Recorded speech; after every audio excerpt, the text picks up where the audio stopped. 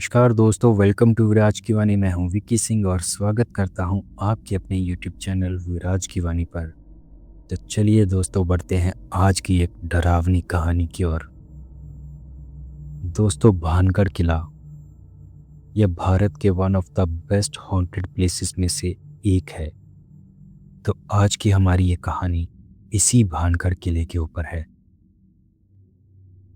भानगढ़ किला राजस्थान के अलवर जिले में अरावली की पहाड़ियों के बीच में स्थित है, जो अपनी अद्भुत वास्तुकला और डरावनी कहानियों के लिए दुनिया भर में मशहूर है। इसे भारत के सबसे डरावने स्थानों में जाना जाता है। 16वीं शताब्दी में राजा माधो सिंह द्वारा बनवाया गया यह किला कभी एक समृद्ध और भव्य नगर हुआ करता था, लेकिन इस किले की पहचान उसकी वास्तुकला से अधिक उससे जुड़ी रहस्यमयी और डरावनी कहानियों की वजह से है। कहा जाता है कि यह किला तांत्रिक सिंधिया के श्राप का शिकार हुआ है, जिसने इसे हमेशा के लिए वीरान बना दिया। भारतीय पुरातत्व सर्वेक्षण यानी कि ASI उसने भी इस किले के अंदर रात में प्रवेश प्रतिबंध कर रखा है। सूरज ढलने के बाद किसी को भी इस किले के अंदर जाने की मनाही है। किले के अंदर घुसते ही अजीब सी खामोशी और रहस्यमयी माहौल आपका स्वागत करता है। टूटी दीवारें, सुनसान गलियारे और उजड़े हुए मंदिर इस किले को और भी रहस्यमय और डरावना बना देते हैं। स्थानीय लोगों और पर्यटकों की माने तो उनके अनुसार यहाँ रात के समय अजीब आवाज़ें सुनाई देती हैं, और कुछ लोगों का तो कहना है कि उन्होंने यहाँ कई बार रात को परछाइयों को भी चलते हुए देखा है। भानगढ़ किला केवल डर और रहस्य का प्रतीक नहीं, बल्कि यह उस इतिहास का भी हिस्सा है जो आज भी पूरी तरह से सुलझा हुआ नहीं है। तो अगर आप रोमांच और रहस्य की इस दुनिया में जाना चाहते हैं, तो भानगढ़ किला आपके लिए एक परफेक्ट जगह है। लेकिन सूरज ढलने से पहले यहाँ से लौटना होगा, वरना वहाँ रुकने की गलती जिन लोगों ने भी की, वो अपनी कहानी बताने के लिए शायद जिंदा नहीं बचे। बहुत ही खुशनसीब होते हैं वो लोग जो इस किले से रात के समय वापस जिंदा बच पाते हैं। यह बात उन दिनों की है जब कुछ साल पहले मैं और मेरे 4 दोस्त करण, आर्यन, साक्षी और नेहा राजस्थान घूमने गए थे। राजस्थान अपनी ऐतिहासिक धरोहरों, खूबसूरत हवेलियों और अद्भुत संस्कृति के लिए दुनिया भर में मशहूर है। हमने तय किया कि इस बार हम अपनी यात्रा को यादगार बनाएंगे। जोधपुर के किले, जयपुर की हवेलियां और उदयपुर की झीलों का आनंद लेने के बाद एक दिन हम सब एक सुनसान सड़क के किनारे बने एक पुराने से ढाबे पर रुके हुए थे। ढाबे का माहौल पारंपरिक राजस्थानी था। मिट्टी की दीवारें, खाटों पर बिछी चारपाई और तंदूर की महक। हमारे साथ हमारा गाइड रणवीर सिंह भी था। हमने चाय और पकौड़ों का ऑर्डर दिया। चाय की चुस्कियों के बीच राजस्थान की अनसुनी कहानियों की बातें चल पड़ी। करण, जो हमेशा रोमांच की तलाश में रहता था, उसने गाइड से पूछा, रणवीर भाई, आपने हमें यहाँ की हर मशहूर जगह तो दिखा दी, लेकिन क्या यहाँ कोई ऐसी जगह है जो बेहद रहस्यमयी हो, मतलब थोड़ी भूतिया डरावनी टाइप? रणवीर थोड़ा गंभीर हो गया। उसने चाय का घूंट लिया और बोला, आपने भानगढ़ का नाम सुना है? हम सब एक दूसरे की तरफ देखने लगे। भानगढ़ का नाम तो सुना था, लेकिन उसकी कहानी नहीं पता थी। मैंने कहा, हाँ सुना है, पर कहते हैं वो किला श्रापित है, लेकिन ये सब तो कहानियाँ ही होती लेकिन ये सब तो कहानियाँ ही होती हैं, है ना? रणवीर ने गंभीरता से ही जवाब दिया, कहानियाँ हैं, लेकिन उन कहानियों में सच्चाई भी है। भानगढ़ का किला दिन में देखने लायक बेहद अच्छी जगह है, पर रात में वहां जाना मौत का न्योता देने के बराबर है। हम सब हंसने लगे। नेहा ने मजाक में कहा, क्या सच में वहां भूत प्रेत हैं? रणवीर ने फिर से गहरी सांस लेते हुए ही कहा, भानगढ़ किले की कहानी डरावनी है। कहते हैं वह किला कभी एक भव्य नगर का हिस्सा था। वहां की रानी रत्नावती अपनी सुंदरता के लिए पूरे राजपुताना में जानी जाती थी। उसकी सुंदरता की चर्चा दूर दूर तक थी। पर इसी नगर में एक तांत्रिक था जिसका नाम सिंधिया था। कुछ लोग उसे सिंधु सेवड़ा के नाम से भी जानते हैं। वह रानी को पाने के लिए एकदम से जैसे पागल था। उसने रानी को वश में करने के लिए काले जादू का सहारा लिया। कहते हैं एक बार रानी की दासी बाजार से रानी के लिए इत्र और तेल खरीदने निकली थी। इसी मौके का फायदा उठाकर उस तांत्रिक ने तेल की एक शीशी पर काला जादू कर दिया। वह काला जादू जैसे वशीकरण कुछ था। वह दासी वो तेल की शीशी और इत्र लेकर महल में चली गई। पर कहते हैं रानी रत्नावती बहुत ही सूझवान और समझदार भी थी। उसे जैसे उस तेल की शीशी और इत्र पर कुछ शंका हो गई तो उसने उस तेल की शीशी को इस्तेमाल ना करते हुए ही खिड़की से बाहर बड़ी सी चट्टानों के ऊपर फेंक दिया। रात होते ही कहते हैं सिंधिया के काले जादू ने रंग दिखाना शुरू कर दिया। इधर अपनी कुटिया में वो तांत्रिक रानी के आने के सपने देख रहा था, मगर कहते हैं वही चट्टानें लुढ़कते हुए ही सिंधिया की कुटिया की तरफ गई और वो चट्टानों ने सिंधिया को कुचल दिया। उस तांत्रिक ने मरते हुए ही कहते हैं इस पूरे किले और नगर को एक श्राप दिया था कि यह नगर कभी भी बस नहीं पाएगा। ये पूरा भानगढ़ किला वीरान हो जाएगा और जो भी यहाँ के नागरिक होंगे वो यहीं पर उनकी आत्माएं हमेशा के लिए कैद हो जाएंगी। कहते हैं उसके बाद तकदीर ने ऐसा खेल दिखाया कि भानगढ़ किले के पड़ोसी राज्यों ने ही उसके ऊपर आक्रमण कर दिए। देखते ही देखते ये किला एकदम से वीरान हो गया। यहाँ के पशु पक्षी भी इस किले को छोड़कर चले गए।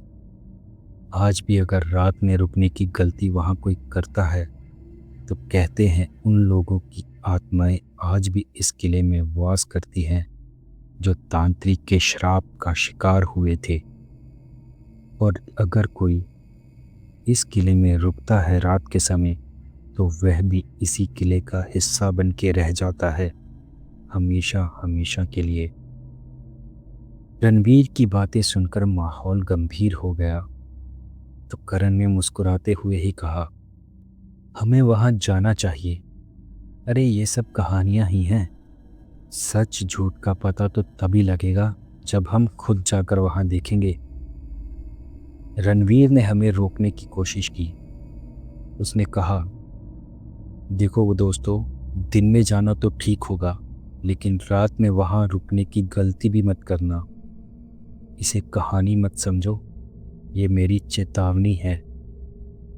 लेकिन हम ठहरे जिज्ञासु। हमने तय किया कि दिन में जाएंगे और अगर कुछ खास नहीं हुआ तो रात में भी वहीं रुकेंगे। अगले दिन हम सब अपनी गाड़ी से भानगढ़ के लिए रवाना हुए। रास्ता सुनसान और पेड़ों से घिरा हुआ था। नेहा ने गाड़ी में ही तांत्रिक और रानी की कहानी पर बात शुरू कर दी।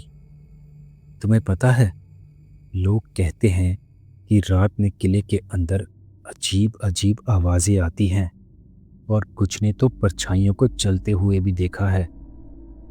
करण ने हंसते हुए ही कहा, ये पागल, यह सब तुम्हारी कल्पना है। मैं तो देखना चाहता हूँ कि यह किला कितना डरावना है। कुछ ही देर में हम किले के पास पहुंच गए। बाहर से किला सुंदर दिख रहा था, लेकिन जैसे ही अंदर गए माहौल बदल गया। टूटी हुई दीवारें, खाली गलियारे और एक अजीब सी खामोशी। ऐसे लगा जैसे किले की हवा में कुछ रहस्य छिपा हो। साक्षी ने धीमे स्वर में ही कहा, यह जगह सच में अजीब लग रही है।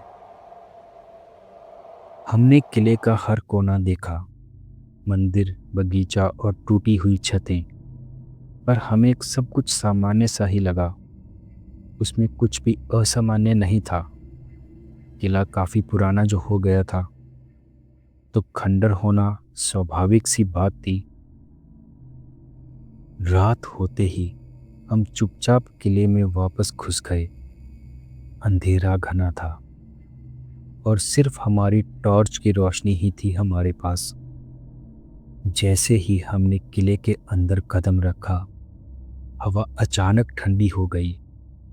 करण ने मजाक करते हुए ही कहा, तो भूत भूत भाई, कहाँ हो तुम? अरे कोई भूत है क्या? तभी एक दरवाजा जोर से बंद हुआ। नेहा घबरा गई और डर से बोली, गाइस, हमें यहाँ से वापस चलना चाहिए। करण ने उसे शांत करते हुए ही कहा, ये पागल, डरने की जरूरत नहीं। हवा का झोंका होगा, उसकी वजह से बंद हुआ होगा वो। हम आगे बढ़े। तभी करण अचानक से चिल्लाया और गायब सा ही हो गया। अंधेरे में करण की सिर्फ आवाज आ रही थी। हमने डरते हुए ही, चिल्लाते हुए ही उसको आवाज दी, करण, करण, कहाँ हो? लेकिन कोई जवाब नहीं आया। कुछ देर बाद उसकी दर्द भरी एक चीख सुनाई दी। हम घबरा गए। नेहा तो डर से रोने लगी और साक्षी का चेहरा सफेद पड़ चुका था। हमने किसी तरह बाहर जाने का रास्ता खोजने की कोशिश की, लेकिन हर रास्ता हमें बंद ही मिल रहा था। ऐसा लग रहा था जैसे हम किले के अंदर कैद होके रह गए हों। तभी साक्षी ने कहा, देखो गाइस, मुझे लगता है शायद वो करण हमसे मजाक कर रहा है। एक काम करते हैं, अलग अलग होकर उसे ढूंढते हैं। ये कहकर साक्षी सामने के गलियारे की तरफ निकल गई। मैं, नेहा और आर्यन हम वहीं डरे सहमे खड़े रहे। कुछ ही देर में साक्षी की भी तेज चीखने की आवाज आई। हम सब बेहद बुरी तरह से डर चुके थे और यही हमें लग रहा था कि शायद इस किले में रात को आकर हमने अपनी जिंदगी की सबसे बड़ी भूल की है। यहाँ कुछ तो पारलौकिक जरूर है। रह रहकर हमें तेज हवा के चलने की आवाज आ रही थी, जैसे तेज हवा साए साए करते हुए हमारे कानों में कुछ कहने की कोशिश कर रही हो। हम सब बेहद परेशान, डरे सहमे इधर उधर साक्षी और करण को ढूंढ रहे थे, लेकिन उन दोनों का कोई भी अता पता नहीं था। तभी थोड़ी देर में हमें धीरे धीरे से चलते हुए किसी के हमारे तरफ आने की आवाज आई। वो जैसे कोई औरत थी और पायल पहने हुए, छम छम करते हुए हमारी ही ओर बढ़ रही थी। हमने टॉर्च उसकी तरफ घुमाया, लेकिन वहां कोई नहीं था।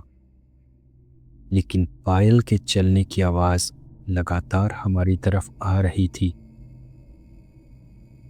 वो नज़ारा देख हम तीनों बेहद डरे सहमे वहां से भागने लगे, चिल्लाते हुए ही। मैं तेज आवाज में हनुमान चालीसा पढ़ते हुए ही भाग रहा था। मेरे साथ नेहा और आर्यन भी मेरे पीछे पीछे उसी गति से भाग रहे थे, भगवान का नाम लेते हुए। तभी टॉर्च की रोशनी में भागते हुए ही हमें एक टूटा हुआ मंदिर दिखाई दिया। हम तीनों पूरी कोशिश करके तेज गति से भागते हुए उस मंदिर के अंदर चले गए। वो एक पुराना खंडर जैसा मंदिर था, जिसमें भगवान की मौजूदगी अब ना के बराबर थी। टूटी हुई भगवान की मूर्तियां और एक खंडित शिवलिंग था। हम तीनों वहीं बैठ गए और पूरे मन से भगवान का नाम लेने लगे। पूरी रात हमें उस भानगढ़ किले से डरावनी और रहस्यमयी आवाज़ें आती रहीं, जैसे कभी कोई रह रह कर किसी के हंसी की आवाज़, कभी किसी के तेज़ गति से रोने की आवाज़ और कभी किसी के पायल पहनकर हमारे आसपास ही चलने की आवाज़।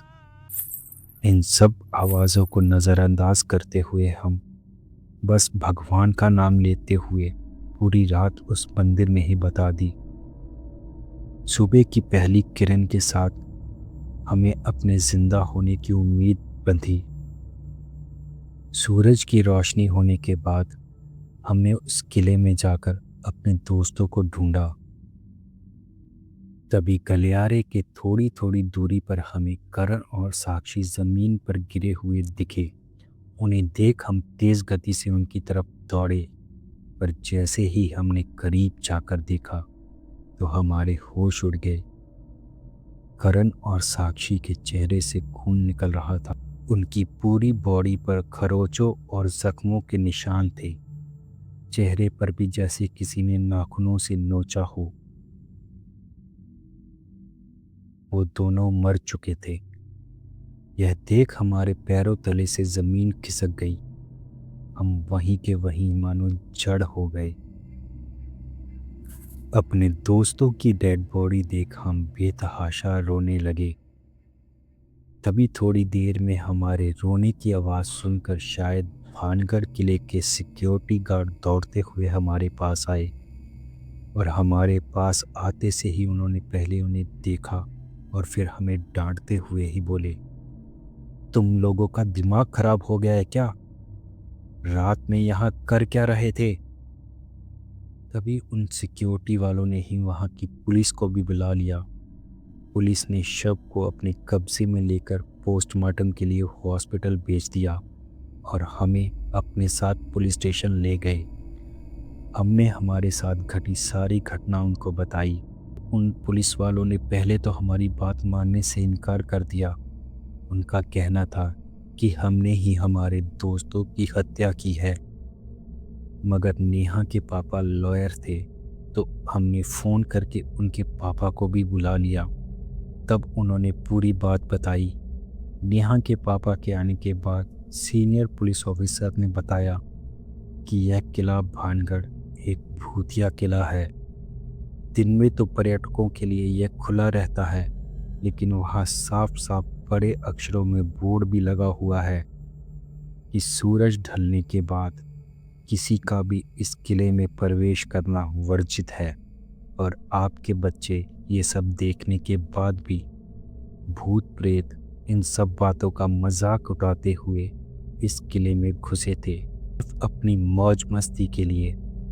लेकिन अब इन्हें ये मौज मस्ती ज़िंदगी भर भूलेगी नहीं, क्योंकि इनके दो दोस्त अब कभी लौट के नहीं आएंगे। दोस्तों, किसी तरह से हम वहाँ पुलिस स्टेशन से तो बच के बाहर निकले और हम पर कोई केस नहीं बना। लेकिन दोस्तों, आज भी भानगढ़ किले का नाम सुन के मैं, नेहा और आर्यन पूरी तरह से कांप जाते हैं। जिंदगी भर हम वो रात कभी नहीं भूल सकते। आज भी जब हम उस रात के बारे में सोचते हैं तो हमारी रूह कांप जाती है। भानगढ़ किला सिर्फ एक ऐतिहासिक इमारत नहीं, वह एक रहस्य है, एक ऐसा श्राप जिसे आज तक कोई भी समझ नहीं पाया। मेरी आपसे यही गुजारिश है कि कभी आप भानगढ़ किला देखने जाएं तो सूरज ढलने से पहले वहाँ से लौट आएं, वरना आप भी वहाँ के रहस्य का हिस्सा बन जाएंगे। तो दोस्तों, ये थी आज की एक कहानी। दोस्तों, आई होप आपको ये कहानी पसंद आई होगी। तो दोस्तों प्लीज़, अगर इस कहानी में आपको थोड़ा भी मज़ा आया हो तो इस वीडियो को लाइक और चैनल को सब्सक्राइब ज़रूर कीजिएगा, क्योंकि इस चैनल पर आपको बेहद रोमांचक और भूतिया डरावनी कहानियाँ सुनने को लगातार मिलती रहेंगी। तो चलिए दोस्तों, मिलते हैं किसी और कहानी में। खुश रहिए। जय हिंद दोस्तों।